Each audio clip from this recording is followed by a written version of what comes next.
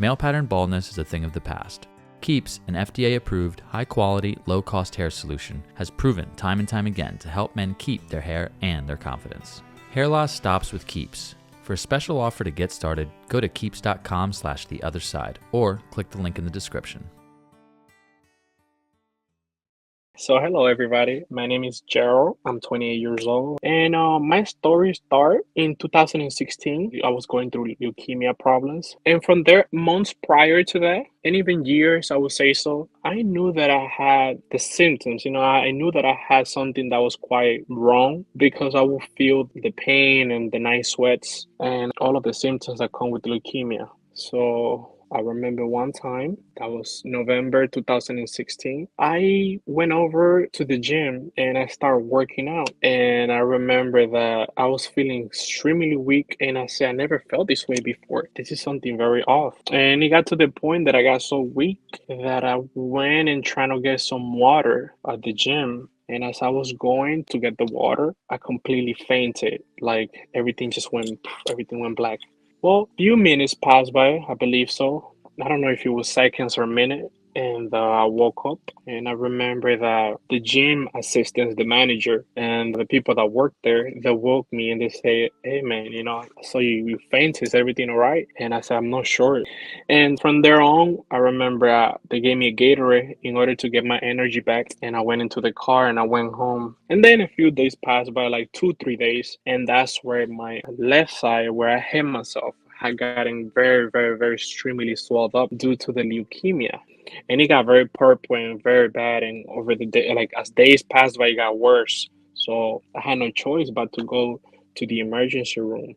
So when I went to the emergency room, they ran all the blood tests, and my mom and my dad there with me. And I remember that minutes later, to like an hour or so. And that's when one of the doctors from the hospital, when he came in, he didn't even sit on the chair. He sat on the trash can next to it. So that's how I knew that was something was very wrong. And that's when he looked at me and my parents and he said, you have chronic myelogenous leukemia.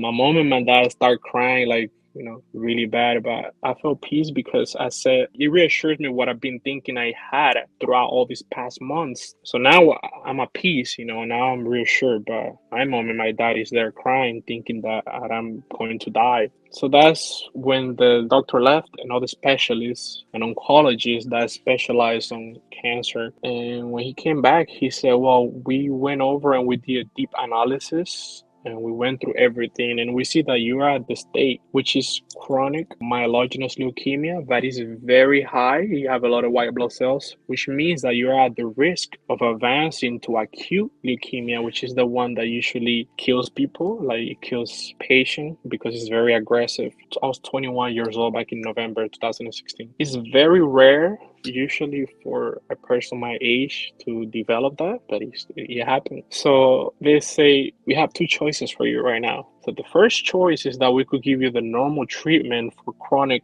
myelogenous leukemia, but you still have the very high chance to advance into acute leukemia, and then you might need a bone marrow transplant, and that's a 50-50. So which means that either could die or you could survive it. Or we could right now give you a very high treatment in the hospital. And with that, you have the possibility right now of reversing the high chronic and bringing it to a normal state and then treat it. And then eventually, depending on your diet, your mental state, how well you take care of yourself with the medication, or you could go in remission. But they say if we give you a lot of medications right now all at once, like chemotherapy pills and vaccine and all that stuff, you have at a very high risk of having a heart attack. So you say you have two choices. So I say, everything happens for a reason. So if it's going to happen, it's going to happen now or never. So I'm going to take my chance and I'm going to take all of the medications that you guys want to give me. But I know it could give me a heart attack.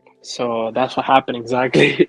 I remember after that, they gave me so many different medications and it was giving me a lot of side effects. At one point, I didn't even know who I was. It was very, very, very crazy. But within a day or two, I went to sleep, and this is where the near-death experience happened. At the beginning, at first, it felt like it was a dream, like a normal dream. I remember there's this person that I know, in real life. He's a homeless person, but he used to work with me during that time back in those days. He used to work with me in a restaurant, and they fired him because I believe he had problem with focus on the job. The main reason why I'm bringing him up is because when I first went to sleep, it felt like it was a dream. I saw him inside the dream, and I remember that when I saw him, he said, "Finally, I found a place to live." Which is a very big, vast area. And I said, "Oh, that's fine. Let's go there then. I want to check it out."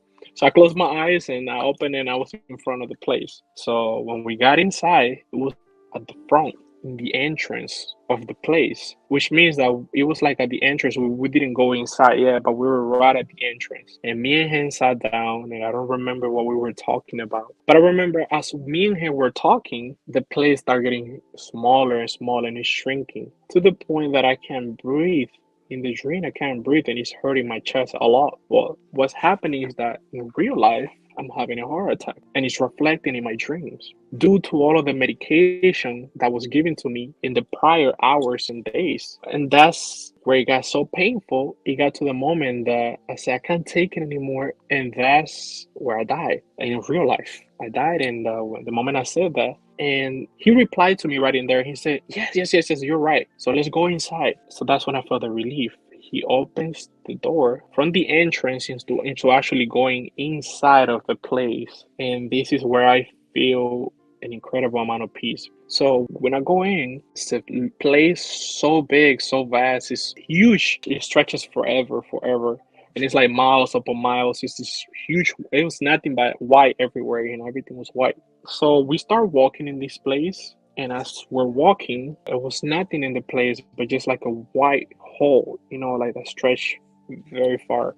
As he's talking to me, he's on my left and we were walking, but I looked to my right. And when I look to my right, I see something. I see there's a beautiful, bright, divine light, like a blissful energy, divine life that just you seeing that light, you could tell that it lived. Like, I don't know how to explain it, but it's like there's life inside of that light. I wouldn't know how to explain it because there's not a word in the dictionary that could correlate and compare to how it looks and the energy that it gives you. And it's coming up from up above, and there's a queen size bed that the light is on top of. And as we're just walking and I look at it and I cannot pay attention to anything that he's saying because this light is getting my attention too much, to the point that I just keep looking back, rotating my face as I'm walking, looking at the queen size bed and the light on top of it. And whatever the light was touching, it was floating. It felt like as if I was in between, I guess, heaven, like the higher dimension, and earth. I was between that realm, and whatever that light was touching was already, let's say, I say heaven or a higher dimension, a higher frequency, a higher reality. And well, I keep on walking like this, and it happened so suddenly that when I look forward, for some reason, a balcony appeared in front of me, and it didn't have any handles to grab on. It just happened, it just appeared out of nowhere. And when I got to look forward, and I got to look down the balcony, when I seen down, it felt like it was hell, in all honesty. It was like rocks with the lava and just very ugly, negative atmosphere. And I was about to fall in there because by the time that I looked in front of me, it was already too late. So I didn't have like a chance to like get myself kind of back up. So I was about to fall. And the homeless guy in real life that was inside of the dream with me, my friend, he grabbed me. I guess he grabbed my hands and he pushed me back into the place. And the one who ended up failing was him. This is where everything changes. So by the time that I look back, this is what I say to myself. I say, wait a second, I'm inside of a dream state and I'm sleeping and I'm in the bed in the hospital in Miami, resting. And I'm in a different plane right now. But the second that I say this, everything becomes extremely real to the point that now I say, for some reason, I know that I'm dead. It's a strange experience to explain it, but if any of you guys know how a dream feels like in a very low vibration compared to where we are here. This right here, this 3D realm, it feels like a dream. Where I was, everything was like 100 times more real, like super real, like everything was extremely high quality. And at that second when I realized that, I felt a sense like if I was home. I said, oh wow, I'm home. At that second, it felt like I said to myself, I was having a dream for 21 years, and I was in this place called Planet Earth, having a dream for 21 years. That's how it felt like, when you guys wake up from a dream. I said, wow, I woke up from a dream of 21 years. This is my place. This is home. I'm home now. Because it was nothing in there, like I said before. But even though it was nothing at all in there, everything felt so surreal. It felt so incredibly real. Everything had energy. Everything was alive. I saw like energy particles just flowing through the floor and everything. And then when I looked to my left on the queen size bed that the light was on top of, it was my great grandma sitting there.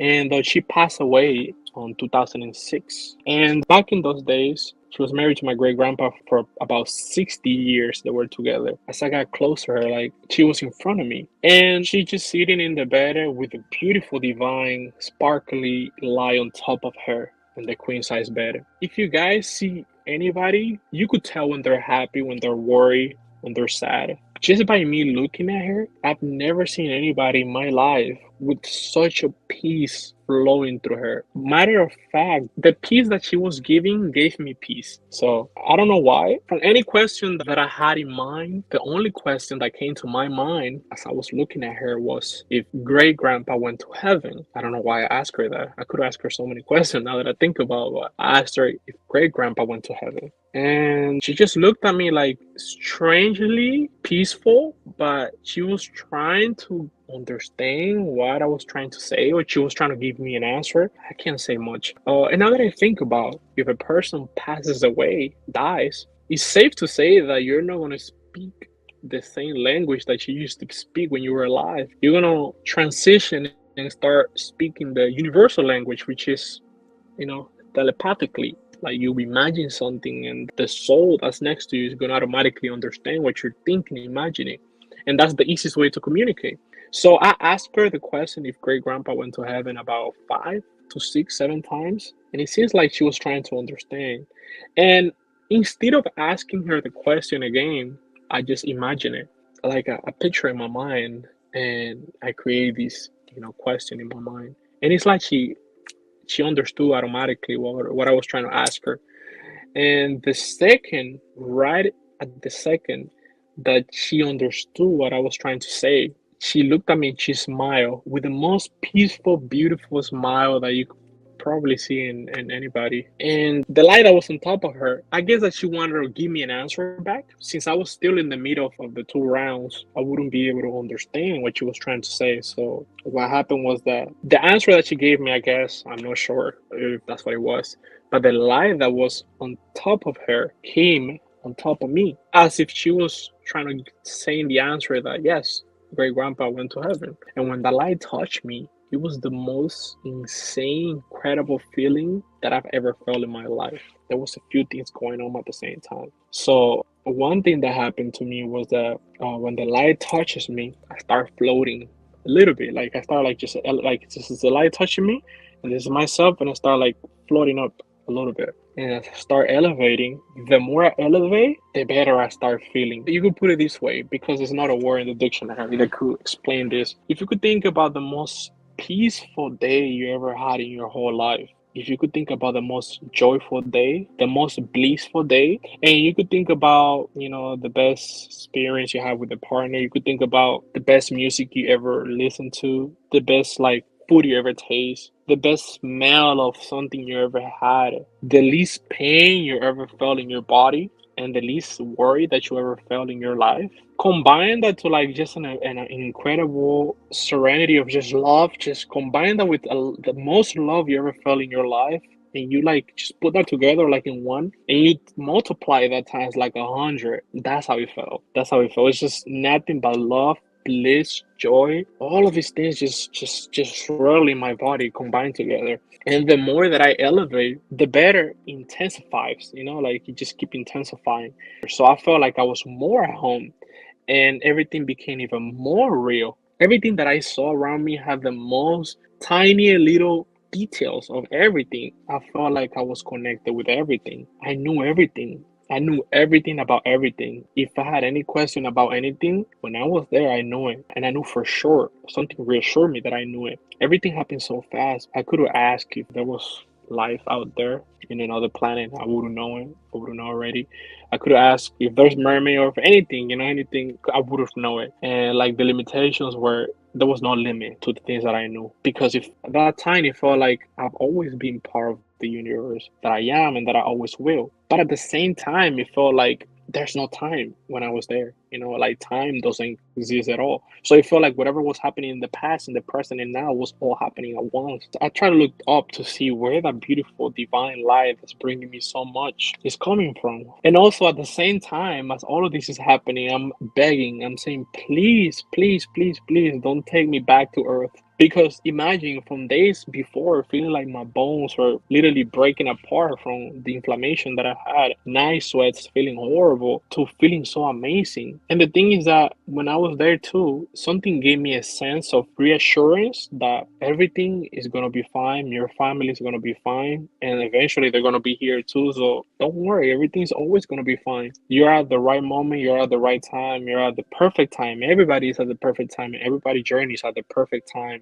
No matter where you are, like no matter what you're trying to accomplish in life, you're at the perfect time. So I didn't have no worries about if I came back here or anything at all. I just wanted to go. But as I was saying that, I was trying to look up to the light. And the more I go up, the brighter it gets. So it's like I could see less and less and less and less. And the more I try to look up, the less I see. But I felt in my case that if I went through the light, I wouldn't come back. I felt like I wouldn't be back here. So I guess something higher was stopping me, wanted me to feel all of the feelings of what it was to feel like, but they didn't want me to go. It wasn't letting me go through beyond that, even though I was in the spectrum of everything, like I was in between the realms of heaven and earth.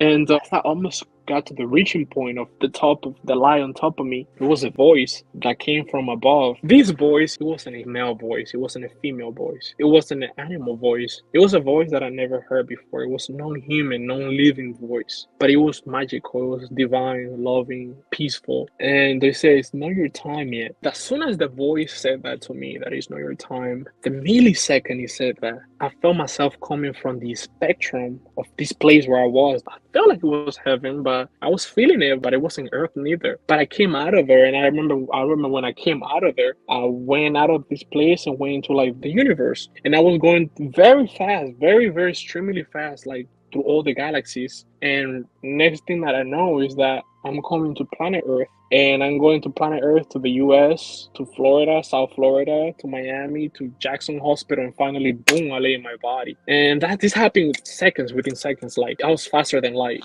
if that makes any sense. The moment that I wake up, it was everybody around me. It was my family, doctors, and for some reason, I had tears in my eyes. And that's what the doctor said, you died and you came back. And the crazy thing is that when this happens, it's like if you guys ever had a dream about something very profound and you guys wake up, you don't remember anything. And days later, you remember everything that happened. You're like, oh my God. So I guess my guardian angels, my spirit guides, my higher self, God, he didn't want me to remember everything that happened to me right in there because it would have been too much for me to take. So that's why I say everything is perfect. God is perfect. God knows what you could take and what you cannot take. And a week later, it was when I was like, oh my God, this is crazy. I remember everything that happened to me when I was gone, when I died. It's so crazy because it's like a download of information just flew down in my brain, like it's like my angels, my higher self, I don't know, like they were holding this information onto me and they were waiting a few days for me to finally be ready, and they just let it all out to me. I took what I could remember, And the craziest thing out of all that actually reassured me that all of this happened, it was something very crazy that happened to me. So the guy that I mentioned before, the guy that was homeless, before this happened to me, last time I saw him before that was about 11 months ago, 12 months ago, almost like a year ago, or a year and I don't remember much, between a year and a half and 10 months. And then this happened to me in late November 2016. But after this happened to me, I saw him about 10 months later. So I believe it was like September, October in 2017, the guy. Before this ever happened to me and him, we will have normal conversations just like anybody else, but we will talk about sports, like money or anything, but we never actually spoke about nothing spiritual. like nothing beyond, the divinity of life. But when I saw him again and I got close to him, like I said, oh wow, it's been a long time. How you been? Keep in mind, I didn't tell him anything that happened, that I passed and that I had leukemia and that I had a near death experience. He just automatically came to me. The first thing that he said after he said hi to me is he said, oh my God, I have to tell you something. That happened to me about 10 months ago. If you think about 10 months ago from that time, it was what happened to me. And I tell him, yeah, tell me. Tell him, he said, about around 10 months ago, he was sleeping in one of the bus stops. And it was around, he said, 3 a.m., 3:30 a.m., around that time. And he said that something woke him up. And when something woke him up and he opened his eyes, he said that it was a big, like 9, almost 10-foot tall angel. It was made of light. And he felt like he had a big sword, like a big angelic, divine sword, and big wings behind him. And the angel was just staring at him, like securing him, like protecting him in front of him. And he said he opened his eyes, he couldn't believe what he was looking at. And he went like this and he looked again. He was still standing there. And at that moment, he started gaining consciousness from waking up. And he's like, wait a second, wait, what? And then when he looked up again, the angel is gone. But he said that he never experienced anything like this before. And when I asked him, I'm like, wait a second, around what time exactly was it that this happened? He said late November of 2016, prior year. So while I was with him in this realm, in the spirit world, I guess as he was falling into what I explained earlier, hell, I guess an angel was protecting him, his real body outside. I don't know how this worked, but if I could think about it, so when he said that, I got chills all over my body, and that's when I said, oh my God, what happened to me was actually real. Like, he was there with me, and he was, I don't know why him, but he was taking me on this journey of this experience of dying. And meanwhile, there's an angel outside of his body, in his 3D body, that's in front of him, looking out for him, so nothing happens to him. I don't know, but at that moment, that's when I said, this is all insanely crazy, and it boosted up my belief on, like that there is an incredible life after death. In most cases, having a life-changing experience like an NDE has given many a new perspective on life. And one way to support this new perspective and confidence is with Keeps. Keeps is an online subscription service that makes it easy and more affordable for men to treat their male pattern baldness from the comfort of their homes. As we age, genetics and stress play a big part in hair loss in men, and Keeps can help by providing you with an FDA-approved solution delivered right to your doorstep. With Keeps, they offer 2 clinically proven products that are 90% effective at treating hair loss and can increase hair growth by up to 35%, all at half of the cost of the local pharmacy. To date, Keeps has helped nearly 1 million men keep their hair. They also have over 4,500 5-star reviews with impressive before and after photos. Whether you're looking to prevent hair loss, stimulate hair growth, or take better care of your hair, Keeps has you covered. Hair loss stops with Keeps. For a special offer to get started, go to keeps.com/theotherside or click the link in the description.